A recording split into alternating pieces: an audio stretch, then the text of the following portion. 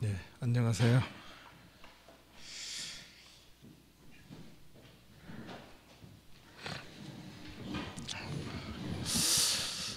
드디어 오늘 소아시아 마지막 시간입니다. 잘 오셨습니다.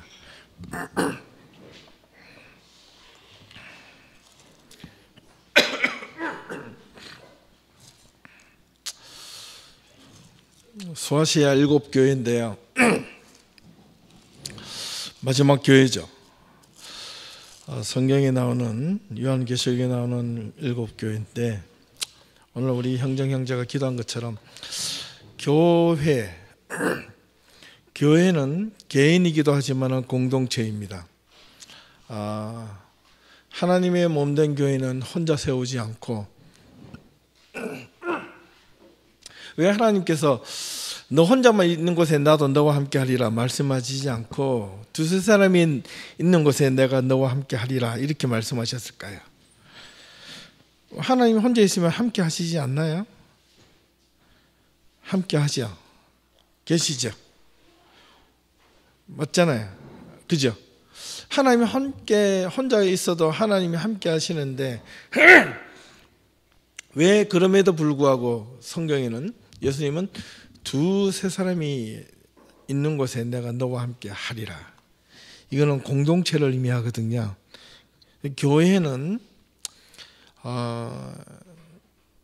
함께 살고 함께 죽는 곳이어야 합니다.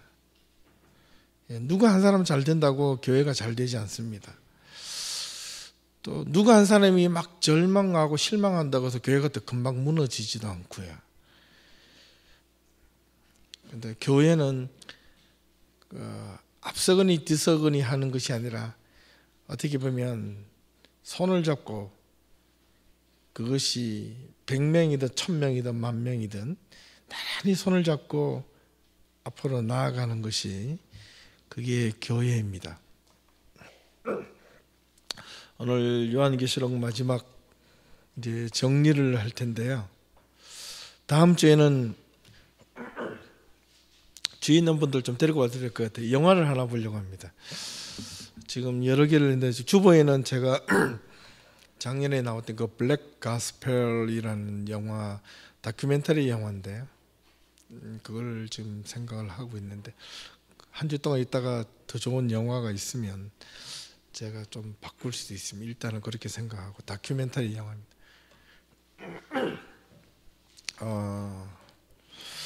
오늘 소아시아 7교회 마지막 전체를 정리를 좀 해볼까 하는 생각이 있습니다.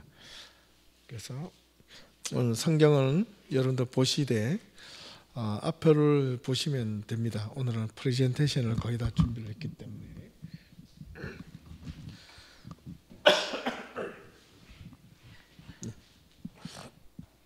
요한계시록 1장 1절에서 8절까지 말씀을 함께 교독하겠습니다. 파란 글씨는 제가 읽고 빨간 거는 여러분이 읽고 참 친절하게 잘했습니다. 그죠? 예, 빨간 것만 여러분 읽으시면 됩니다. 8절까지입니다. 예수 그리스도의 계시라 이런 하나님이 그에게 주사 반드시 속히 일어날 일들을 그 종들에게 보이시려고 그의 천사를 그 종 요한에게 보내어 알게 하신 것이라.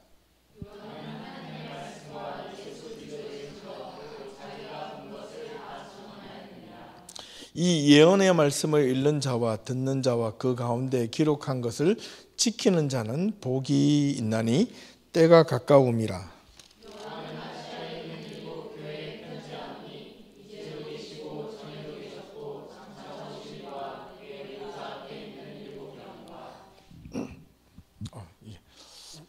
또 충성된 증인으로 죽은 자들 가운데서 먼저 나시고 땅의 임금들의 머리가 되신 예수 그리스도로 말미암아 은혜와 평강이 너희에게 있기를 원하노라. 우리를 사랑하사 그의 피로 우리 죄에서 우리를 해방하시고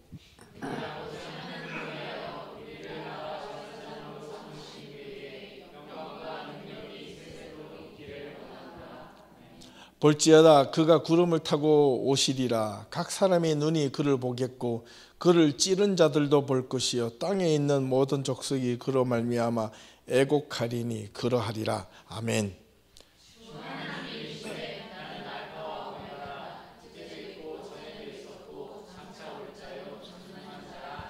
아멘. 볼지어다 그가 구름을 타고 오시리라. 이거 어디서 많이 듣던 이야기지 않습니까? 어디에서 언급이 됐던 거죠?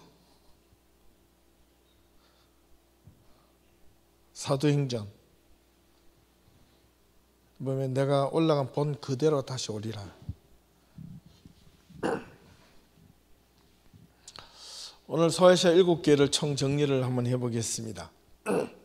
근데 여기에 3절에 이 예언의 말씀을 읽는 자와 듣는 자와 그 가운데 기록한 것을 지키는 자는 복이 있다 이렇게 말씀했습니다. 이 영어 성경에 보면 뭐라고 되어 있느냐 하면 The blessed is the one who leads the world of this purpose, and blessed are those who hear it and take to heart what is written in it.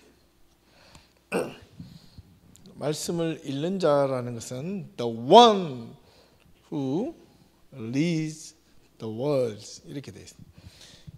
말씀을 읽는 자는 왜냐 구약 시대 저때 당시만 해도 우리처럼 저와 여러분 성경을 다 갖고 있는 시대가 아니었고요. 이 요한계시록에 적혀지면 그 사본이 이제 가가지고 어느 한 교회 전달할 때 각자가 볼 수 있도록 이 프레젠테이션을 할 수 있는 것도 아니었습니다. 한 그 요한계시록에 이 글을 누군가 뺏겨서 보내주면 그걸 둘둘마리로 말아서 어느 교회에 도착합니다. 그러면 교인들이 모입니다. 그러면 누군가 앞에 저처럼 앞에 나와서 펼쳐가지고 읽습니다. 이게 the one 딱 한 사람이라는 거예요. 그리고 읽는 자는 한 사람인데 듣는 자는 whose 듣는 자들에게 여러 사람이 청중이죠. 그 다음에 그것을 기록한 것을 지키는 자들에게 그것도 복수죠. 이게 상당히 그 시대적 상황에서 중요한 의미를 차지합니다. 하나님의 말씀을 선포되는 자리는요, 하나님의 말씀이 선포되는 분은 그 어느 곳에서 한 사람이 선포를 합니다. 하나님께서 예수님께서 구세주도 한 사람 한 분이십니다. 그냥 한 분이 그냥 원이라 하자고 더 원이라고 했다는 것은 참 의미가 있습니다. 선포자는 한 사람인데 그 선포하려고 하는 교회 안에서 선포되어지는 사람이 여럿이 있게 되면 그 길을 잃어버립니다. 우리가 하나님을 바라보는 것도 온전한 곳을 온전한 길을 바라봐야 되는데 삐뚤어진 길을 바라보면 여러 길을 가게 되고 여러 어떤 의미를 찾게 되면 상당히 혼란을 겪게 됩니다. 그래서 우리는 예담교회는 어떤 형태든지 우리가 이 예담교회가 제가 이곳에 살다가 죽을 때까지 저는 오직 말씀이 우리의 길이 되고 진리가 되고 주인이 될 것을 선포합니다. 아멘 해야지. 예, 저와 여러분들이 여러분 삶과 인생의 전체가 여러분 하나님의 말씀이 얼마나 이렇게 위대한가를 좀 알 수 있으면 좋겠습니다. 요걸 시작하기 전에 어제 성경 공부서 했던 게 잠깐 생각이 나가지고 한 번 더 복습 겸 어제 들으셨던 분들 또 한 번 들으시고 못 들으셨던 분들을 위해서요.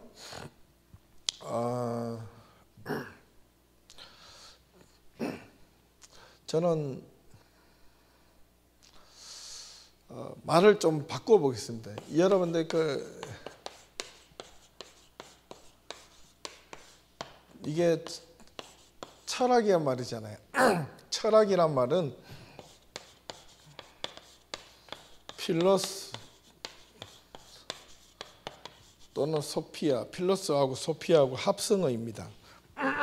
저는 여기에서 다른 말을 좀 쓰고 싶어요. 제가 만든 겁니다.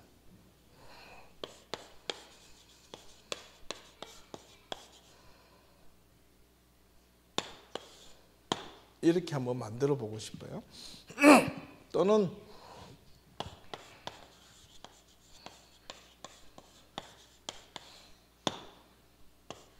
아가파소피 이렇게 해도 되고 뭐냐면 필로스란 말을 알죠? 친구의 사랑입니다. 친구, 우정.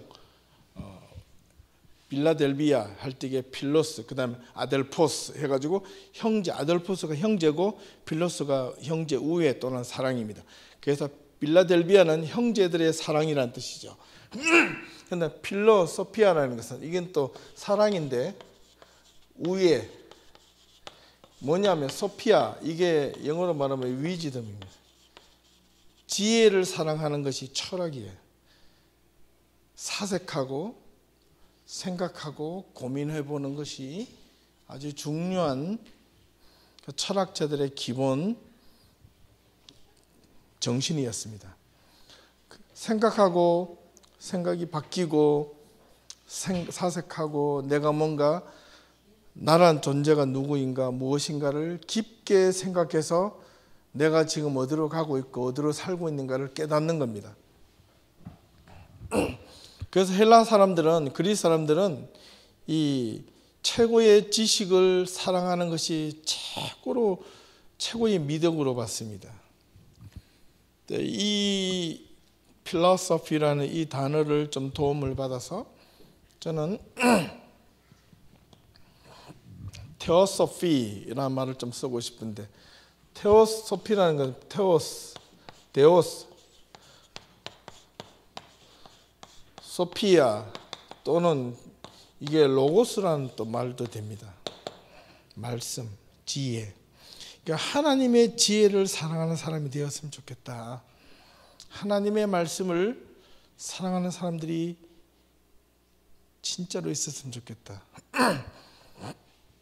단지 인간적인 자기의 생사고락, 태어나고 죽고 나는 누구인가에 대한 질문만이 아니라 그걸 해답을 시켜줄 수 있는 오로지 큰 힘은 오직 하나님의 지혜를 얻는 그거는 오직 하나님의 말씀밖에 없습니다.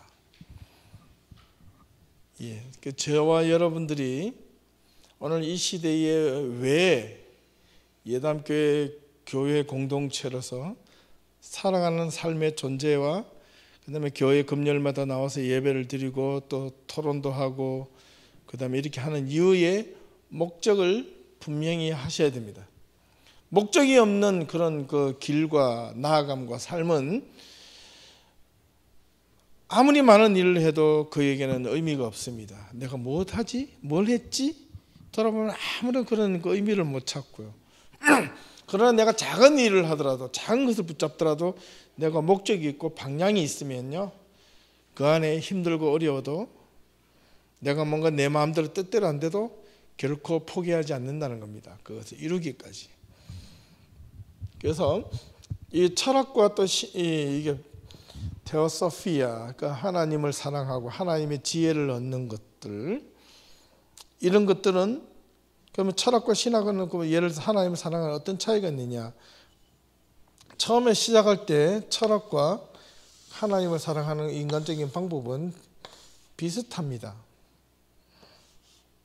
똑같이 철학계에서도 질문의 방법은 Who am I로 시작합니다. 나는 누구인가?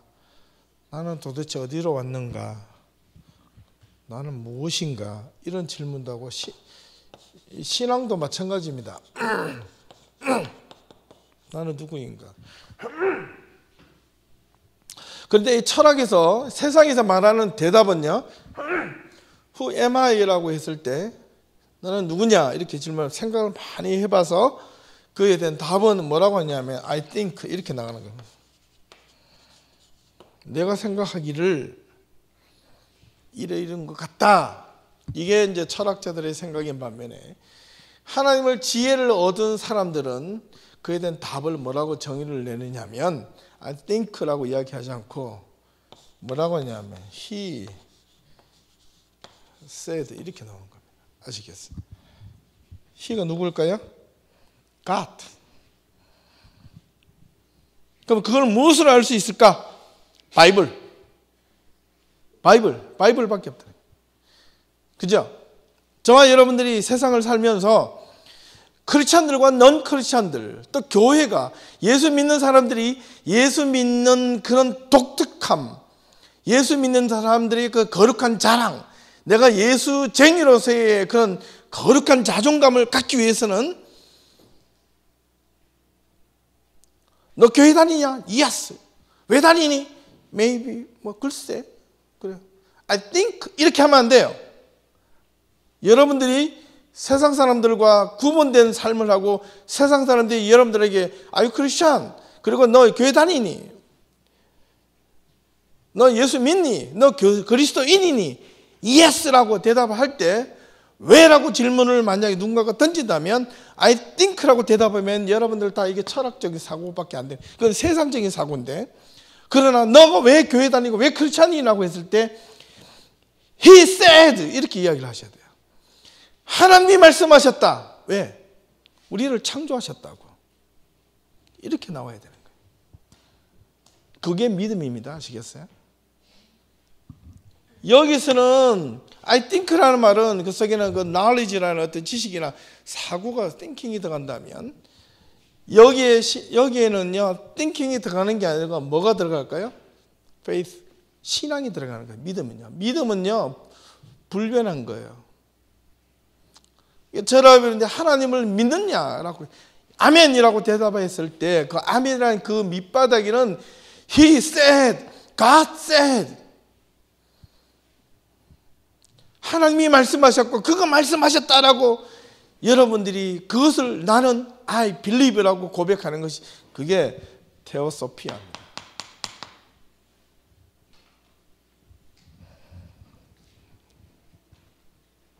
이걸 여러분들이 잊어버리면요, 교회 다니도 백날 다니도요, 여러분들 성경은 지식으로 하지 신앙으로 받아들이는데 상당한 어려움을 갖게 되어 있습니다. 교회 오래 다니는 사람들일수록 교회 구조, 신앙, 교회가 뭐 한다 다 압니다.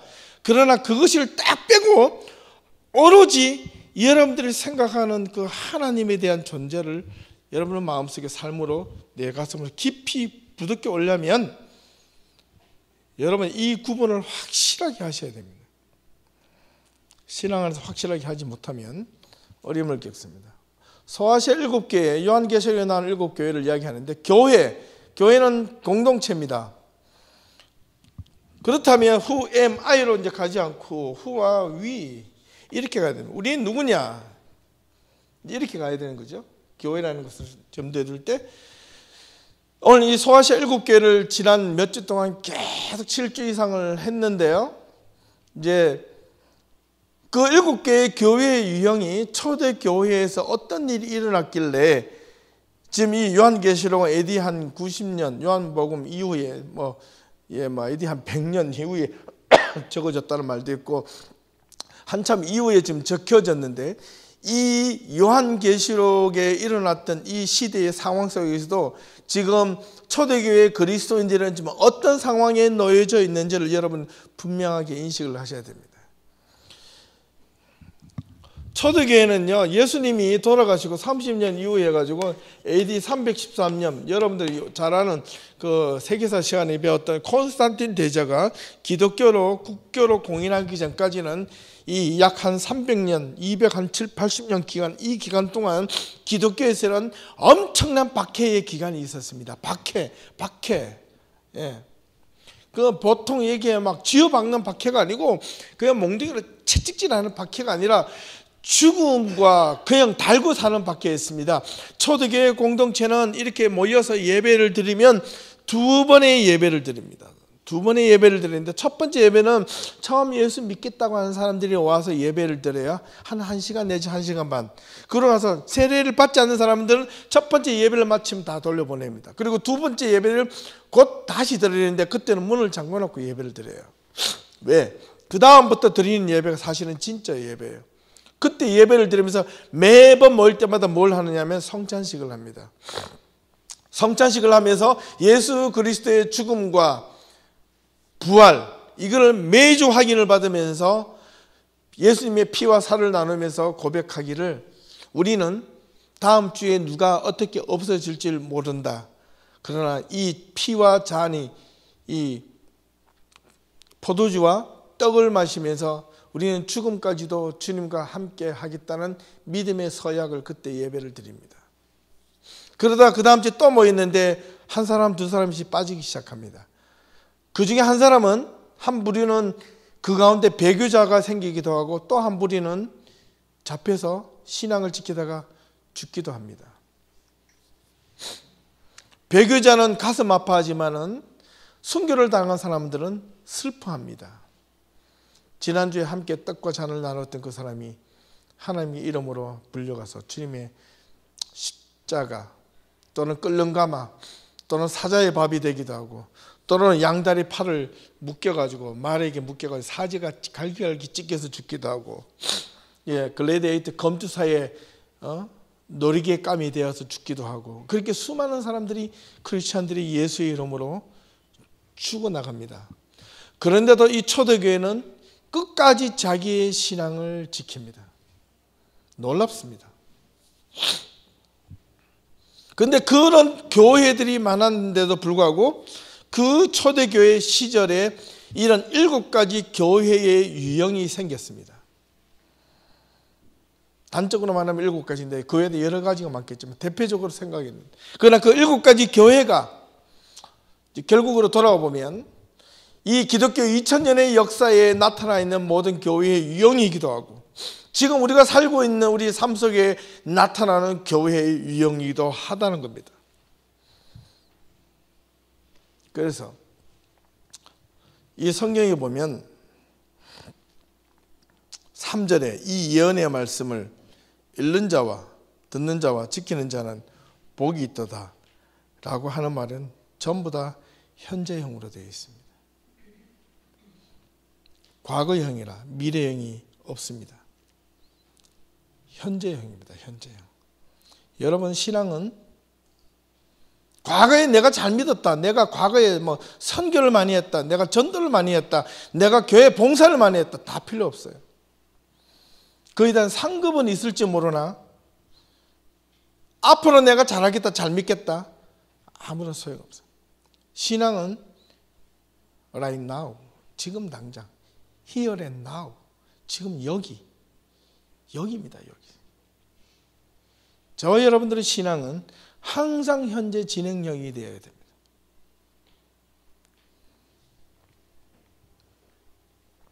소아시아 7교회를 한번 정리를 해봅니다.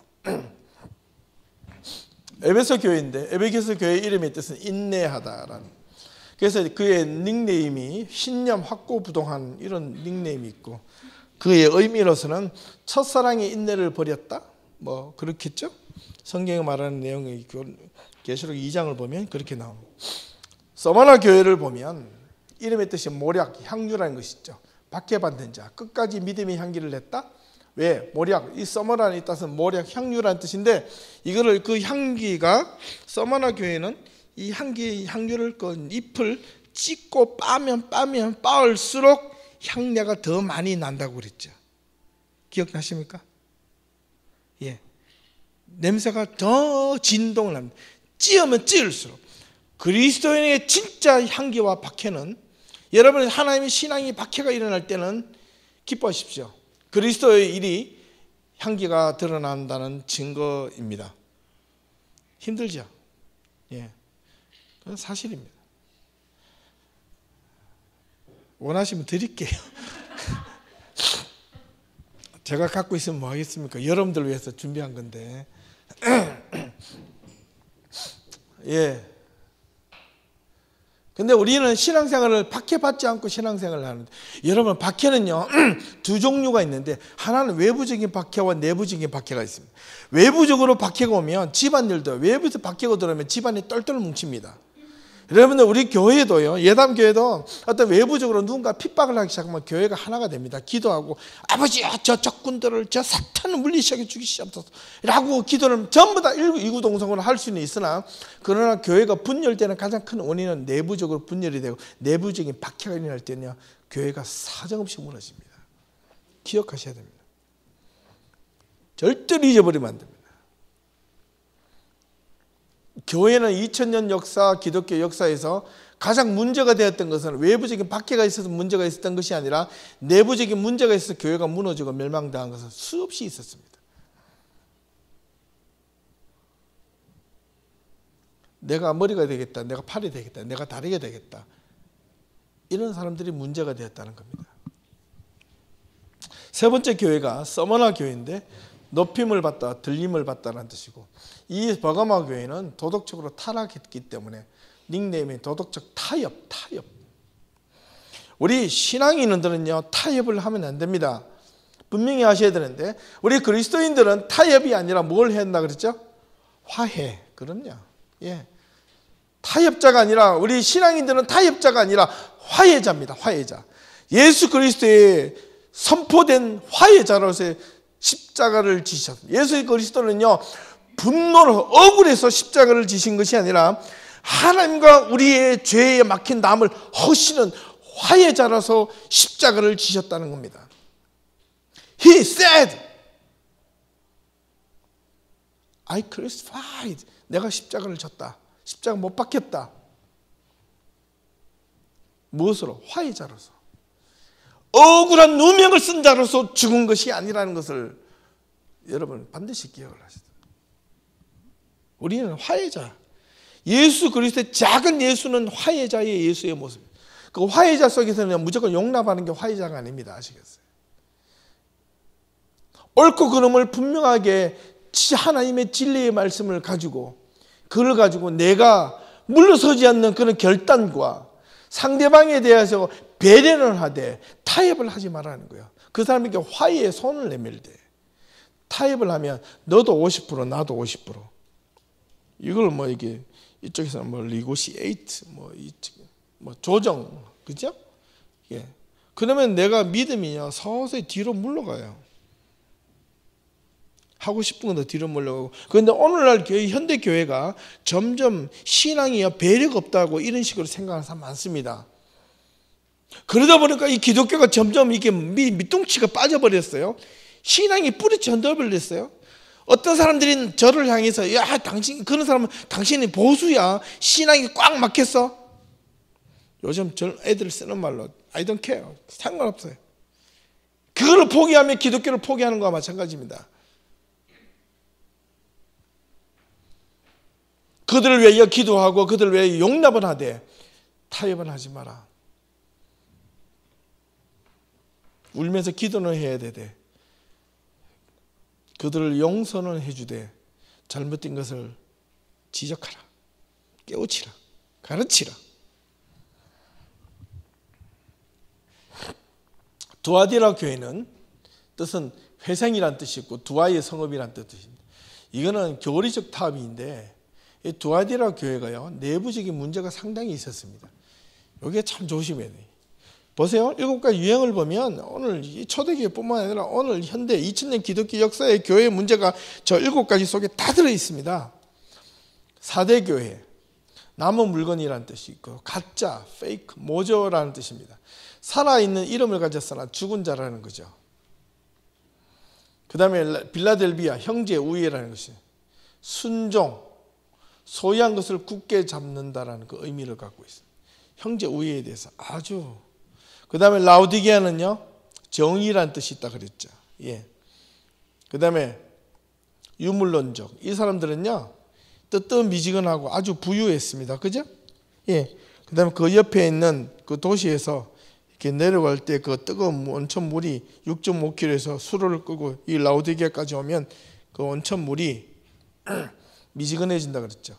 그런데 그 하나님의 길을 따르고 하나님의 길을 올바르게 이제 걸어라. 여기에 차든지 덥든지 하라. 이 말은 분명하게 차든지 덥든지 하라는 말은 신앙을 믿든지 말든지 이렇게 하라는 말이 원래 뜻이 아니죠. 선택을 하라. 어디로? 좋은 곳으로. 하나님의 길을 따라라. 이 말입니다. 이제 안 따라도 되고 대충 허리멍텅하게 신앙생활 하지 말라는 겁니다. 그러면 이 7가지 교회가 어떤 우리들에게 의미를 주는가? 다시 한번 보겠습니다. 소아시 7개를 통해서 항상 공통적으로 이야기한 것들이 있는데 에베소부터 라우디게아까지 꼭 하는 말씀들이 귀 있는 자는 끝에 성령이 교회들에게 하시는 말씀을 들을지어다. 예, 귀를 가진 자 말씀을 들으라는 거. 들으라. 그리고 나중에 마지막에 그것을 들어서 이기는 자, 극복하는 자, 지금 갖고 있는 그 신앙의 형태 속에서 주저하지 않고 매몰되지 않고 그 신앙으로부터 일어나서 내가 내 삶의 자리로부터 일어나 우리 아까도 찬양도 교회에 일어나라고 해서 막 일어나서 찬양도 했지만은 정말 여러분들이 교회 안에 내부적인 내 자신의 신앙에 내가 지금 나는 믿음이 약했어요. 뭐가 약했어요. 이런 걸 다 하나님 앞에서는 언제 무엇이 될 것인가 다 핑계가 된다는 겁니다. 단호하게 말합니다. 이제는 그런 걸 다 내려놓고 단호하게 내가 잘라버리고 일어나라는 겁니다. 결단을 하라는 겁니다. 자리에서 박차고 나오라는 겁니다. 그 박차고 나가지 않으면 여러분 힘듭니다. 예. 추운 겨울날 집안에 있으면 따뜻해서요. 이제 봄이 왔어요. 보니까 오늘 너무 따뜻한데, 그죠? 저희 집이 살만해요. 이제 보니까. 지난 겨울은 제가,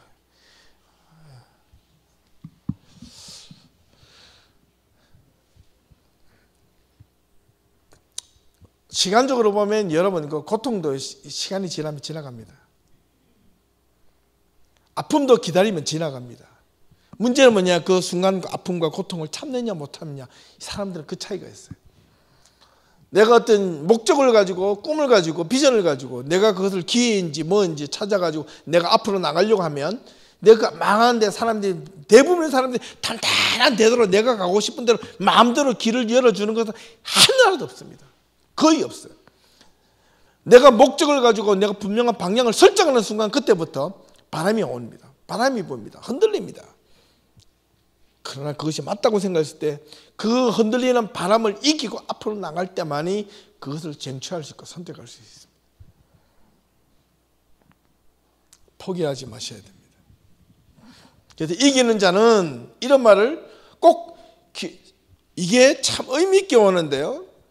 앞에 7교회에 대한 내용들을 잘하건 못했건 하지 않고 귀 있는 자는 성령이 교회들에게 하시는 말씀을 들을지어다. 이 구절이 제일 이게 나중에 나오기도 하고 여기 보여 거의 다 같은 구절 속에 앞뒤로 나옵니다.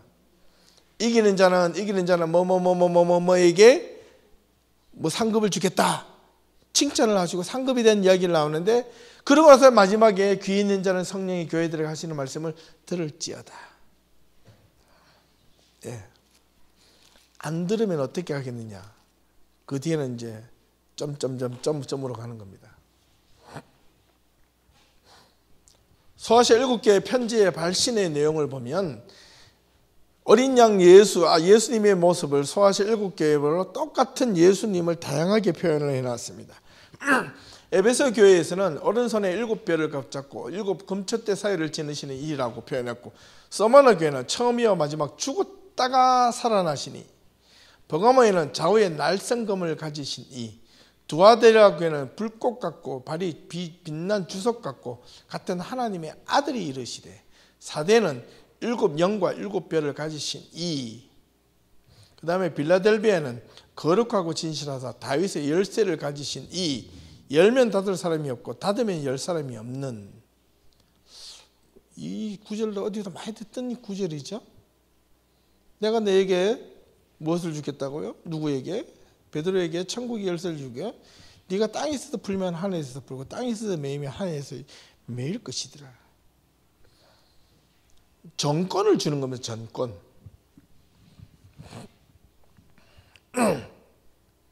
예수 그리스도를 이야기하고 라오디게아는요.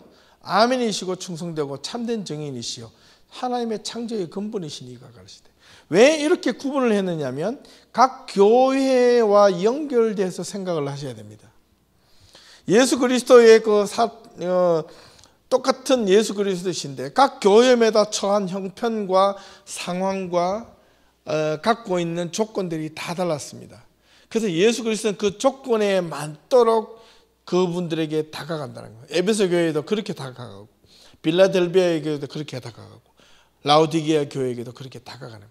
그렇다면 이 에베소부터 라오디게아까지 그 각각의 교회가 처해 있는 형편들을 우리가 지난 7주 동안 공부를 했습니다. 근데 그런 관점에서 보면 하나님이 우리들에게 다가오실 때 어떻게 다가오실까요? 우리 예담교회에 맞는 상황 속으로 예수 그리스도가 오신다는 겁니다. 맞죠? 반드시 그런 것입니다.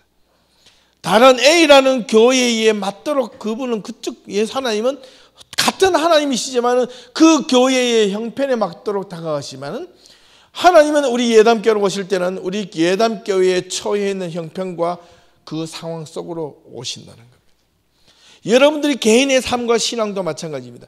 여러분의 개인의 신앙과 삶이 우리 같은 또 교회 공동체 안에 있지만은 각자의 삶의 자리가 다르고 집 주소가 다 다릅니다. 신앙의 형태, 높고 낮이 가서 그것도 다 다릅니다. 그러나 하나님이 여러분들에게 찾아오실 때, 여러분들 세우실 때 여러분들에게 어떻게 다가오시는가? 앞에 있는 제가 교육자가 이 교회를 이끌어갈 때 교회의 방향이 그렇다면 하나님이 그것이 하나님 보시기에 합당하다면 하나님은 그런 방향으로 이 예담교회에 오신다는 겁니다. 맞죠? 반드시 그렇게 오십니다. 그리고 저와 여러분들이 하나님 앞에서 살아가는 삶의 방향 속에서 여러분이 처해 있는 상황에서 여러분들이 처해 있는 문제를 가지고 하나님 앞에 설 때 하나님은 그 상황에 맞는 무엇을 주실까요? 지혜를 주십니다. 소피아, 지혜를 주신다는 거예요. 근데 그 지혜를 여러분들 갖도록 노력을 하셔야 됩니다. 하나님의 지혜를 품도록 노력하셔야 됩니다. 하나님의 지혜를 품지 않으면 하나님의 지혜가 여러분의 삶을 올바른 길로 인도해 주시는 거예요. 가르쳐 주시고 눈을 보게 하시고 생각나게 하시고 그 길을 걷게 하시고 다른 길이 바람이 오더라도 그 바람이 하나님이 막아주시는 것이 아니라 내가 바람이 오더라도 그 바람이 지나가는 것을 대해서 나에게 오는 것을 두려워하지 않도록 만들어 주신다는 거예요. 이게 참 중요한 사건입니다. 절대로 이제 그래서 말씀에 대한 것은요 보이지 않고 잡을 수는 없지만은 그것이 내 안에 내 머릿속으로 들어오면 내가 하나의 인격이 바뀝니다. 인격이 사고가 바뀌고 가치가 바뀌고 사상이 바뀌는 것입니다. 아시겠어요? 그거를 세상적인 말로 뭐라고 하냐면 교육이라고 이야기하는 겁니다. 교육. 7가지 교회가 발신의 예수 그리스도의 묘사가 이렇게 되는 걸 잘 유심히 여러분들 시간 되실 때 한번 읽어보시면 좋겠습니다. 그리고 또 소아시아 7교회를 향한 칭찬과 책망이 있었는데요. 빨간 거는 칭찬이고 파란 거는 책망이었습니다. 그런데 7교회 중에서 2교회는 칭찬이 없었고 또 2교회는 책망이 없었습니다. 그런 이유가 무엇일까? 뭐 언제가 다 칭찬이고 다 책망이 있는 것은 아니겠죠. 에베소 교회는 행위와 수고와 인내와 악한 자들을 용납하지 않고 게으르지 않은 것은 있지만은 그러나 내가 너에게 책망할 것이 다시 책망이라는 리북 꾸짖고 싶은 것이 있다는 겁니다. 반드시 있는데 그게 뭐냐? 첫사랑을 버렸다라는 거예요. 이 에베소 교회의 첫사랑은 뭘까? 제가 첫 시간에 말씀드렸습니다. 그죠? 내가 하나님을 향해 사랑했다고 그렇게 생각하시면 착각 천만에. 그게 아니라 하나님이 나를 향해 사랑해 주셨던 그 사랑의 감격을 잊어버렸다는 거예요. 그걸 회복하라는 거예요.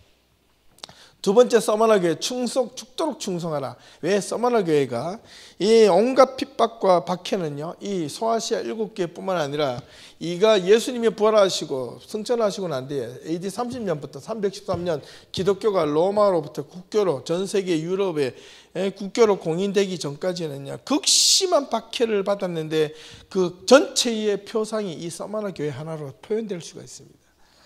그들은 신앙이 죽기까지 무서워했고 그래서 그들은 죽음에도 불사할 정도로 죽기까지 충성을 했다는 그 사실을, 이거는 놀라운 겁니다. 믿음의 변절자가 거의 없었다는 겁니다.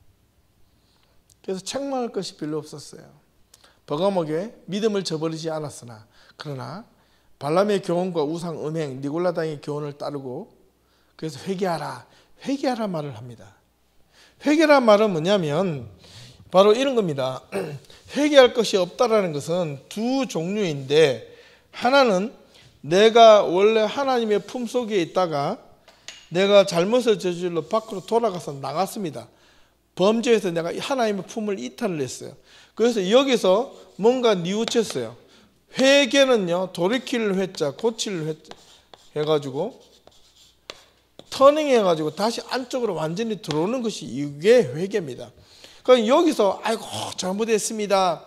여러분들 기도할 때 하나님 주님의 이름으로 진심으로 회개합니다 라고 할 때는 그 다음에 반드시 뭐냐면 이게 첫 번째 깨달음과 회개는요 반드시 뒤에 있는 하나가 더 따라올 때만이 회개가 일어나는 겁니다.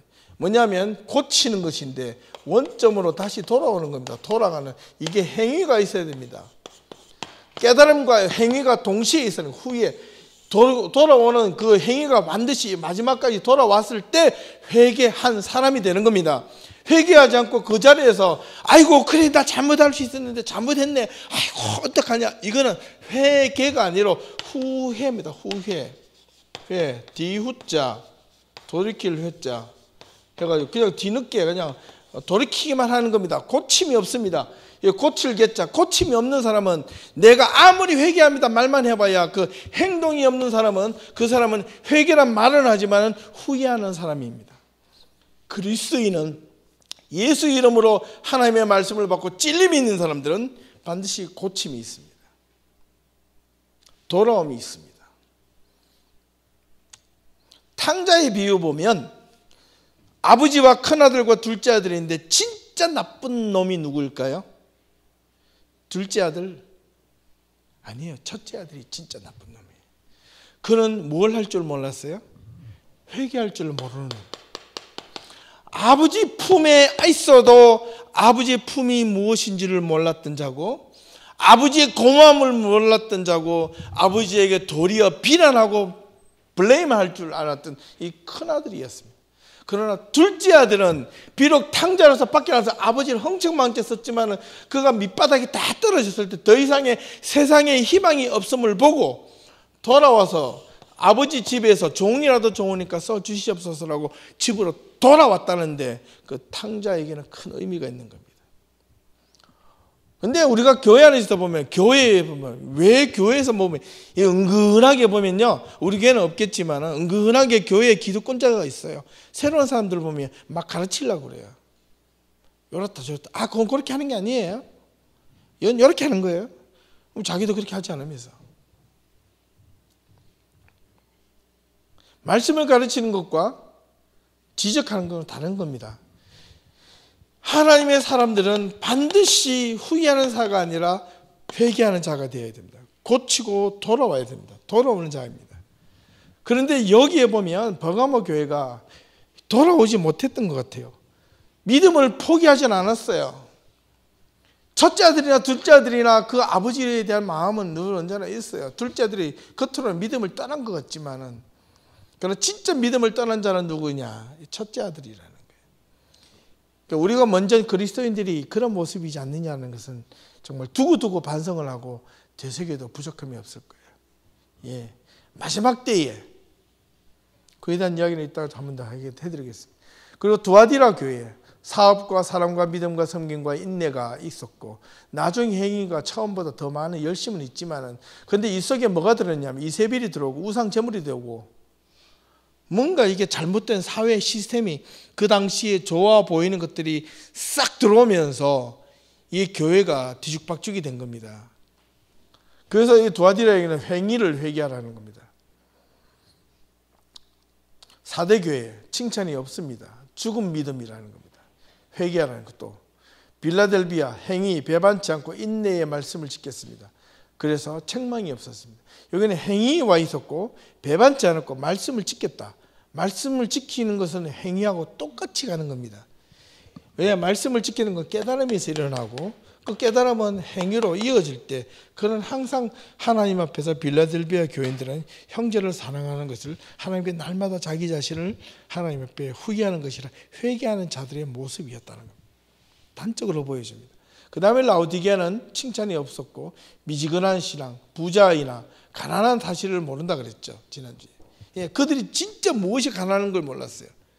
그래서 성경에 보면 마태복음 5장에 마음이 가난한 자는 복이 있나니, 또 누가 보면 가난한 자는 복이 있나니, 그 말의 의미를 이 라오디게아 교인들은 모르는 겁니다.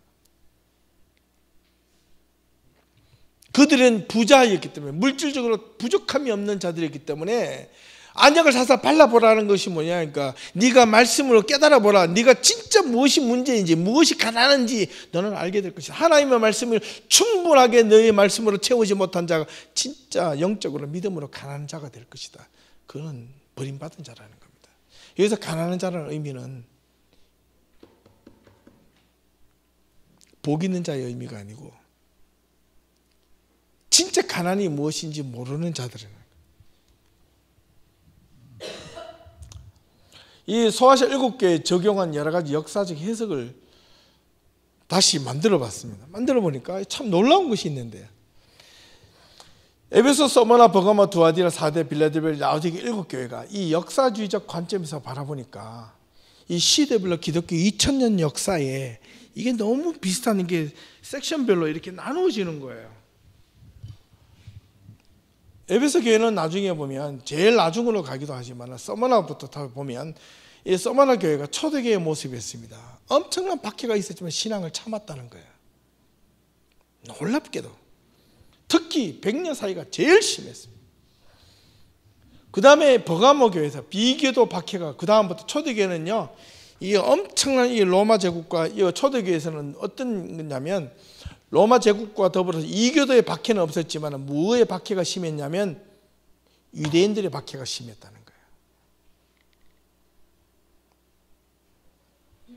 AD 60년, 70년 이후에 AD 90년 때 가면요, 이 유대인들이 자기네들 결석이 돼가지고 그리스도인들을 이단자로 정죄를 시킵니다. 그전에도 그랬지만은 이 기독교가 급속하게 막 늘어나니까 박해가 불고해도 온갖 박해에도 불구하고 기독교가 점점 늘어나니까 그리고 유대인 크리스찬들도 늘어나니까 이 유대인들이 보고 있을 수만 없습니다. 그래서 이단자로 정죄를 시키면서 이 로마에다가 협조를 하기 시작합니다.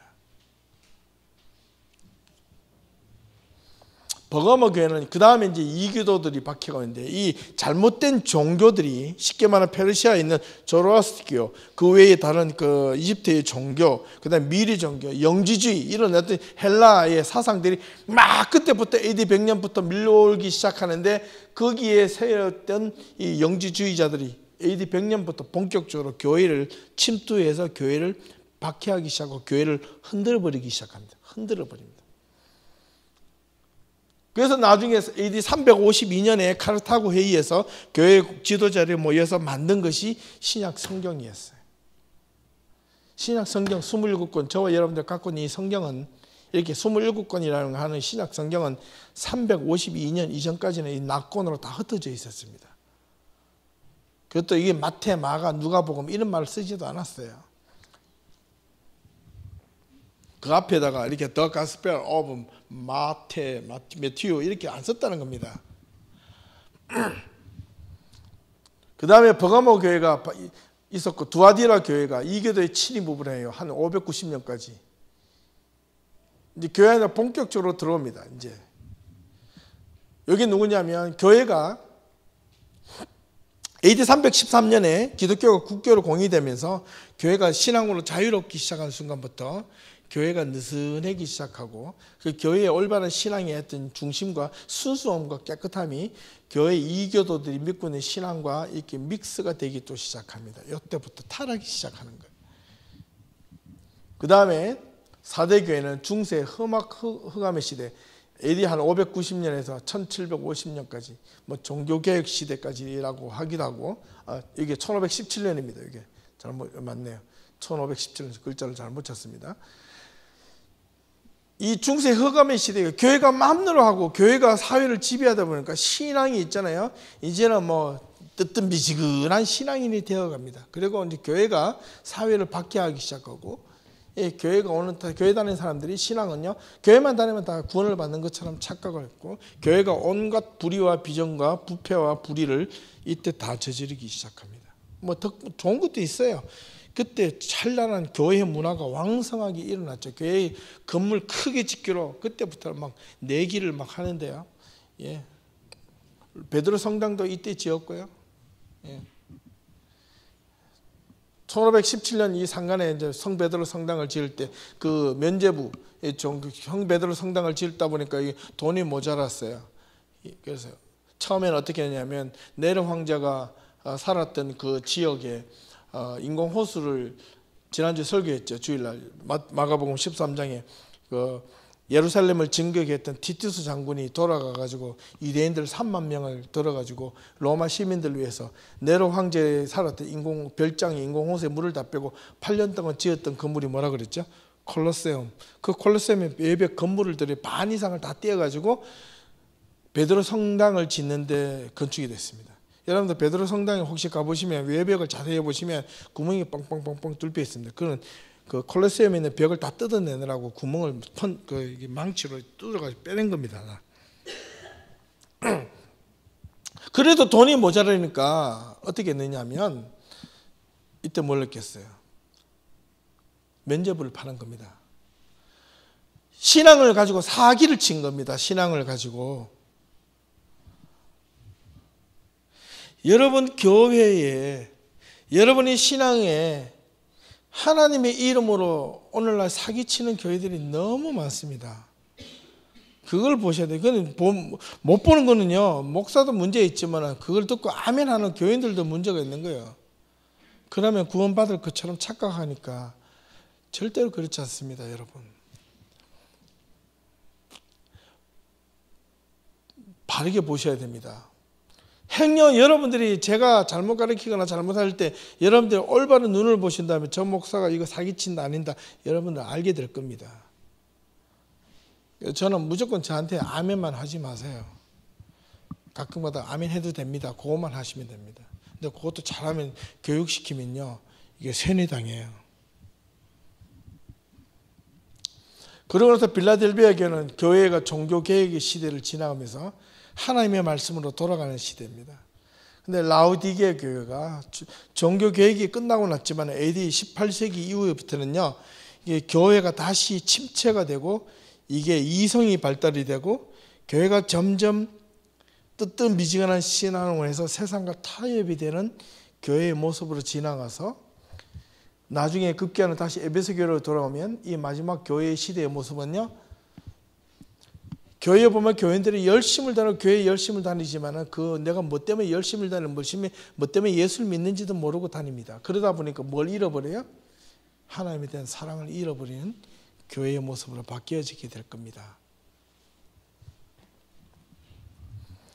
그런데 놀라운 것은 이 마태복음 13장에 보면 전체가 천국에 대한 비유를 나오는데 거기에 중요한 그 비유를 나와서 그 다음에 시 비유가 13장 1절부터 약 30몇 장까지 나오는데 그 다음에 진주와 보물과 그 다음에 거물에 대한 비유를 마지막에 딱 끝이 붙여서 이야기했는데 이 7가지 마태복음 13장에 대한 이 비유의 말씀을 하는데 예수님이 마태복음 13장의 비유가 무슨 비유냐? 천국이다. 그러면 이 소아시아 7개의 모습과 천국과는 무슨 상관이 있을까? 있지요. 우리가 교회에서 신앙생활을 하는 궁극적인 목적 중에 하나는 우리가 하나님의 자녀로 이 땅에 열심히 믿음을 지켜 살다가 하나님의 품으로 돌아가는 거예요. 그 천국으로 가는 거예요. 그게 목적 중에 하나가 있어야 돼요. 예. 내가 천당으로 가는 천국 가기야. 너 너무 천국 가면 이 땅에서 살아가는 의미가 없어요. 근데 천국을 향한 소망이 있는데 그 천국을 향해서 소망을 갖기 위해서 이 땅에서 어떻게 살아야 되는 건가에 대한 비유가 마태복음 13장에 들어있는데 그 13장에 대한 비유가 소아시아 7개하고 왜 그리 이렇게 너무나 이렇게 매치가 되는지. 이 밑에 보니까 배교자 시대, 사도 시대, 가이사라, 콘스탄틴 중세, 개혁, 선교 시대. 요거는 17세기, 19세기까지 이게 전 기독교 국가가요. 이게 막 선교를 하러 떠나다녔는데 이 신앙은 없고 그냥 퍼주기는 잘했어요. 선교를 하면서 올바른 신앙이 아니라 자기가 갖고 있는 기독권, 이 제국주의 시대라 그러잖아요. 신앙은 없어요. 근데 20세기 이후의 교회의 모습은 수많은 교회의 모습이 하나님의 본질을 잃어버리고 하나님의 말씀을 잃어버리고 하나님의 사랑을 잃어버리는 교회로 지금 오늘날 이 교회가 점점 그렇게 빠지고 있다. 혹시 그렇지 않습니까? 여러분, 에베소 교회를 하나하나 보면 이렇게 다 만들었는데 마지막 종말 시대에 이거는 제일 나중으로 한번 해볼까요? 예. 서머나 교회부터 다시 시작하면 초대교회 믿음의 씨를 확장하는 때, 믿음의 씨를 뿌린 때 죽도록 충성하라, 포기하지 마라, 아무리 고난이 오더라도. 그런데 마태복음 13장 1절에서 23절에 보니까 이 좋은 땅과 흙이 있는 돌밭과 이게 길가와 이런 걸 해가지고 이때는요 복음이 막 뿌려지는 시대인데 그 뿌려지면서 고통이 막 일어나는 시대고 핍박이 있고 그것을 견디는 시대였었는데 그 안에 믿음이 있는 자들에게는 좋은 땅으로 표현해서 나중에 30배, 60배, 100배의 결실을 맺게 되는데 여기서 이기는 자는, 여기에 순교자가 많았기 때문에 이기는 자는 마지막에 둘째 사망의 해를 받지 아니라 하니라. 놀랍게도 매치가 됩니다. 마지막 예수님께서 다시 이 땅에 오실 때 우리들을 향하여 마지막 심판에 있을 때 그 죽음을 면할 수 있다는 그 하나님의 메시지였습니다. 그 다음에 버가모 교회는 이 교회 박해도에 안에 있는 교회지만 칭찬과 책망을 믿음을 저버리지 않고, 믿음을 저버리지 않았지만 교훈과 발람의 교훈, 이게 발람이 뭐죠? 우리 우상과 음행, 니골라당, 이 영주주의 사상. 근데 여기도 보면 24장에도 보면 또 비유가 나오는데, 이게 천국은 좋은 씨를 제밭에 뿌린 사람 같으니 사람들이 잘 때에 그 원수가 와서 곡식 가운데 가라지를 덧뿌리고 갔더니, 여기에 교회 안에 니골라당이 교회 안에 들어와서 발람의 교훈과 우상과 음행이 교회 안에 들어와서 자리를 잡기 시작하는 겁니다. 그런데 이게 종이 나가서 보니까 가라지가 이 곡식과 같이 올라오는 걸 보고 집주인이 원수가 이렇게 하였구나 이렇게 했습니다. 그래서 종이 우리가 가서 이것을 뽑을까요 하니까 주인이 놔두라, 나중에 가라지를 뽑다가 곡식까지 뽑을까 염려하느라 둘 다 추수할 때까지 자라게 두라. 추수 때가 되면 내가 먼저 뭐부터 불살라 버린다고요? 가라지부터. 그리고 나중에 곡식을 모아서 내 곡간에 넣으리라. 요거는 구분 나중에 하겠다는 건데, 이기는 거에게는 내가 감추었던 만나를 주고 또 흰돌이 그때 뭐라 그랬죠? 이 버가모 교회에게 출입하는 증거를 보여준다 그랬잖아요. 그런데 이름을 써가지고 이 증거, 이게 뭔가 초청받을 때에 그 드러나는 그 증명서.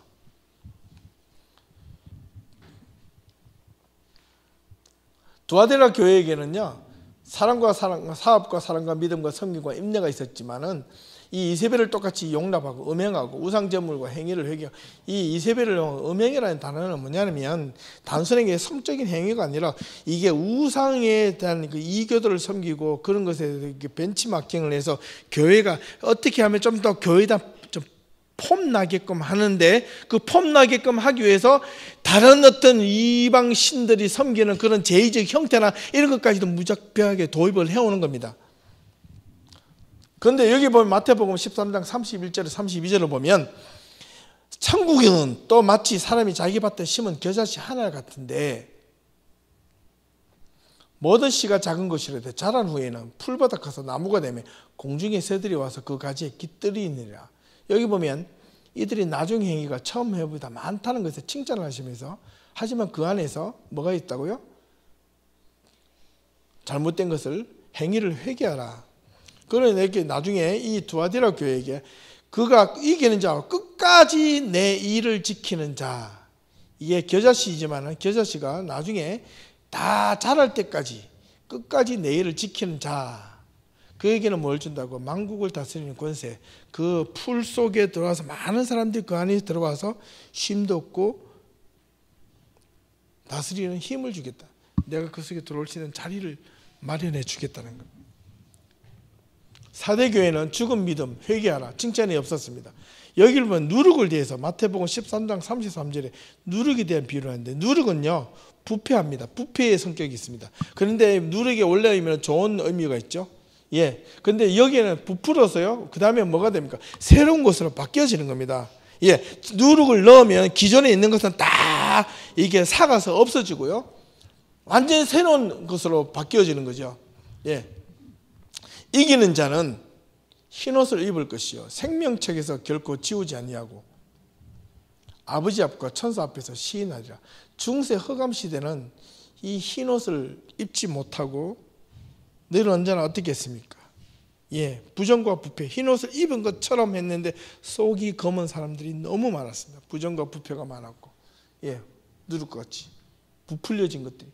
빌라델비아는 마태복음 13장 44절을 보면 마치 또 밭에 감춘 보화와 같으니 사람이 이를 발견하여 숨기두고 기뻐서 돌아가서 자기의 소유를 다 팔아 그 밭을 샀다, 이렇게 되어 있습니다. 그렇다면 이 빌라델비아에게 이 믿음을 끝까지 인내의 말씀과 행위와 배반치 않고 지키는 자에게는 하나님께로부터 내려오는 새 예루살렘의 이름과 나의 이름을 그 위에 기록하리라. 하나님의 권세 똑같습니다. 성전의 기둥이 되게 하고. 이거는 놀라운 하나님의 메시지입니다. 그리고 마지막에는 라오디게아에 가서 이 각성이 필요한 시대, 뜨뜻미지근한 시대인데 각성이 필요한 선교 시대입니다. 어떻게 보면 각성하고 깨어나서 성경 말씀으로 돌아가라. 그냥 행위, 적당한 행위가 아니라 이제 섬겨라, 투자하라, 일하라. 근대 이후에 선교의 불이 일어난 시대인데 막 행위는 있었지만 거기에서 왜 내가 믿고 올바르게 따르고 어떤 정신을 가지고 복음을 전하는지도 몰라서 막 전하는 거 마음이 뜨거우니까. 근데 그것이 왜 미지근한 신앙과 연결이 되냐고요? 내 신앙 안에는 뭔가 없어요. 그냥 사람의 분위기 따라 그냥 가는 거예요. 부자이나 그때는요 17, 8, 9세기 때는 기독교 국가가 엄청나게 부자였습니다. 선교하러 간다면 선교음이 흘러 넘쳤습니다. 가는 사람들에게 다 대해줬습니다. 요즘에는요 교회에서요 선교사가요 나 선교 가겠습니다. 선교에 소명을 받고요 선교를 가려면요 우리 개신교 같은 데는요 이 선교사님들이 선교 지원비를 막 받아가 찾으러 다니는데 막 진을 다 빼버립니다. 정말 우리 교회도 좀 재정적으로 튼튼해가지고 한 선교사님을 한번 파송을 하면 그분이 죽을 때까지 선교비를 지원해 줘야 되는데 이 개신교는요 놀랍게도 이 선교사님들이요 선교할 만하면요 이게 선교비를 끊어버려요. 또 선교사님들 선교지에 가면요 어떤 선교사님들은 정말 죽으라고 고생하시는 선교사님이 있는 반면에 어떤 선교사님은 그 선교지에 가가지고 애써 성도들이 정말 고생해가지고 헌금에 이 선교비를 가지고 거기서 그냥 막 퍼질고 노는 거예요. 그런 사람들도 있습니다. 저는 많이 봤습니다. 고생한 사람들도 봤고 퍼지고 노는 사람들도 봤고. 그러나 제대로 된 선교사가 선교하러 가려고 그러는데 이 선교비를 어디로 쫓아다니는데 진을 다 빼버려요. 참 문제입니다. 문제. 이 교회는 이제 희망이 없어졌어요. 그런데 이 라오디게아 교회에게 준엄한 메시지는 뭐 소유를 팔아서 진주를 사는 그런 뭔가가 있어야 되는데 그게 뭐냐 각성입니다. 각성. 뜨뜻미지근한 것부터 살아나는 겁니다. 이기는 자는 내가 보좌와 함께 있기를 내가 이기고 아버지 보좌에 함께 앉은 것 같이 그 옆에 앉혀주겠다. 이제 각성이 일어나서 내가 차든지 덮든지 해서 네가 가지고 있는 그 부유한 재산들을 마음껏 하나님의 헌신자로 도움을 쓰고 그것을 온전하게 사용되기만 하면 하나님의 보좌에 안겨주는 놀라운 어떤 축복이 다른 어떤 7교회보다 훨씬 크다 그랬죠. 마지막에 에베소 교회로 돌아오면 이 마지막 시대에는 어떤 거냐면 여러분 교회는 있으나 하나님의 사랑을 잃어버리는 교회들이 많아질 겁니다. 점점 많아집니다. 두고 보십시오. 자기 사랑, 자기를 위한 교회는 많아질지 모르나 하나님을 위한 목적, 하나님을 섬기는 목적, 하나님을 위하여 내가 헌신하려는 교회가 없어지는 겁니다. 선교도 자기 자랑을 하기 위해서 선교하고요. 자기 이윤을 위해서 내 이름을 드러나기 위해서 선교를 하되 하나님을 위해서 진짜 선교하는 교회는 없어진다는 겁니다. 선교사하고 목회하고 교인이고 이 에베소 교회 하나만 보고도 여러분 그걸 눈치를 챌 수 있어야 됩니다. 그런 신앙인들이 필요합니다.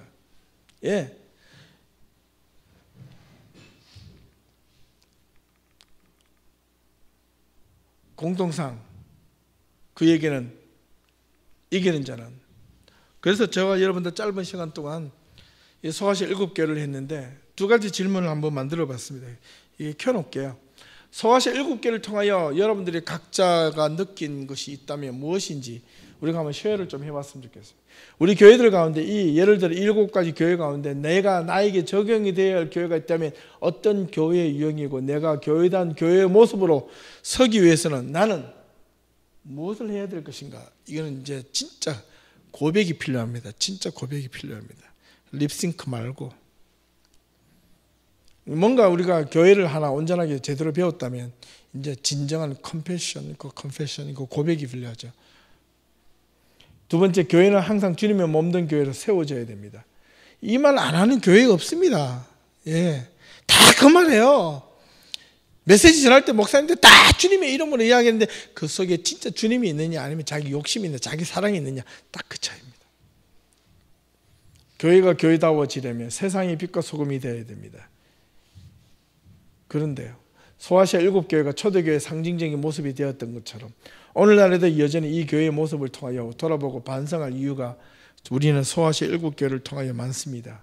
우리 예담교회가 교회다운 교회가 되기 위하여 함께 지켜야 할 것들이 있다면 무엇인지, 우리가 무엇을 향해서 달려가야 될 것인지 우리가 서로 잠시 한번 토론해 보는 시간을 가졌으면 좋겠습니다.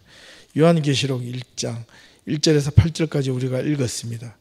제가 마지막으로 요한계시록 마지막 9절을 읽겠습니다. 그리고 기도하고 마치겠습니다. 요한계시록 22장 19절에서 21절입니다. 만일 누구든지 이 두루마리의 예언의 말씀에서 제하여 버리면 하나님이 이 두루마기에 기록된 생명나무와 및 거룩한 성의 참여함을 제하여 버리시리라. 이것들을 증언하시니가 이르시되 내가 진실로 속히 오리라 하시거늘 아멘. 주 예수여 오시옵소서. 주 예수의 은혜가 모든 자들에게 있을지어다. 아멘. 지금 이 상황은 어떤 상황이냐면 기독교가 초대교회가 가장 극심하게 박해를 받고 있는 상황이었습니다. 여러분들의 상황은 어떻습니까? 하나님의 은혜가 여러분들 모든 자들에게 지금 평안하게 있는 시대입니까? 이 말을 듣는 이 초대교회 교인들은 이 말씀 한마디를 가지고 자기의 고통과 박해를 이 말씀으로 참고 견뎠습니다. 여러분들 삶 속에 조그만 어려움이 있고 조그만 슬픔이 있다고 넘어지고 좌절한다면 하나님을 처음부터 다시 보아야 될지도 모릅니다. 말씀으로 이기십시다. 말씀을 가지고 여러분 삶을, 여러분의 고난을 굳건하게 이겨나갈 수 있는 우리 예담교회 모든 성도님들이 다 될 수 있기를 주님의 이름으로 축원합니다. 기도하겠습니다.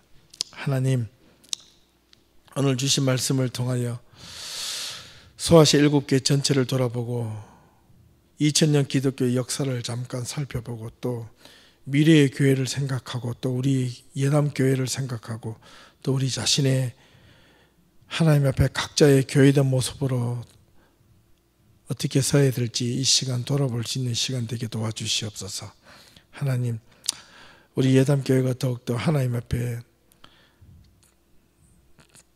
말씀 가운데 굳건하게 서는 교회, 정직한 교회, 진실된 교회, 하나님의 은혜 안에 온전하게 살아가는 교회가 될 수 있도록 하나님 인도하여 주시옵소서. 소아시아 7교회를 통하여 배운 것들 가운데 우리가 우리 자신 속에, 우리의 믿음 속에 버려야 될 것과 우리가 소망하며 쫓아가야 될 것이 무엇인지 잠시 우리 모임 가운데 나눌 수 있고 그것이 서로에게 힘이 되고 용기가 될 수 있도록 도와주시옵소서. 예수님의 이름으로 기도합니다. 아멘.